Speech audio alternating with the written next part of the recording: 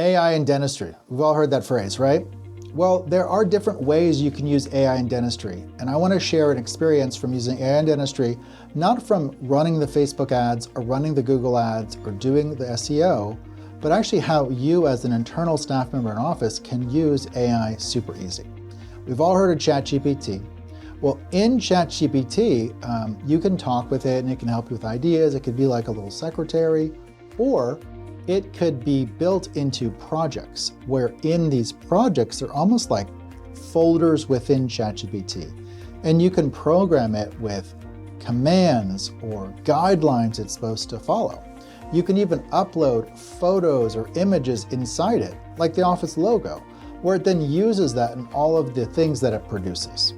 So one thing I like to do is I like to build, when I'm working with a client, I'll work with one client and I will build a project for them in ChatGPT. And inside it, I will load details from their website, their contact data, their name, how to reach them, and then details of the practice from the website link, their social media, like just the general details about it. And then I'll give a summary of what they're trying to do with their marketing goals, their plan, their strategy, the whole 9 yards. And it gives a picture, like an AI brain, of all things about that client. So then when I need to produce something, let's say I need to produce a strategy piece or a follow-up, or I need to produce a text communication for all their patients, I go to that and I build it out. And it then knows the client because all of the communications are running through this project that has all of that data that I built in about the client and I've refined over the many different times I've talked to the client. So then how you can use this is great, is let's say you want a promo piece, whether it's a social media piece or you want to design a postcard, you can actually go into these projects and craft them and start creating images and pieces so you get an idea of what the marketing piece or messages you want. So that when you go to the marketing company or the printer or the designer, you can give them a mock-up and it's got creative text, it's got the image, it's all there.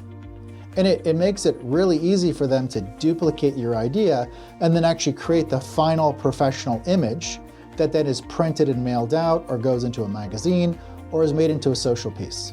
You can use this for website page mockups. You can use this for almost anything. And it's a great tool. And as you get to use something like ChatGPT or any of the other tools, you can build these projects. And as you use it, it gets smarter and smarter and smarter. So my recommendation is do that, but do it for one particular facet of the practice. Let's say you want to do content, so build a project for that. Or you want to do postcard design, do one for that. And as you have many of these different mini projects all in that AI section, it gets smarter and smarter and smarter.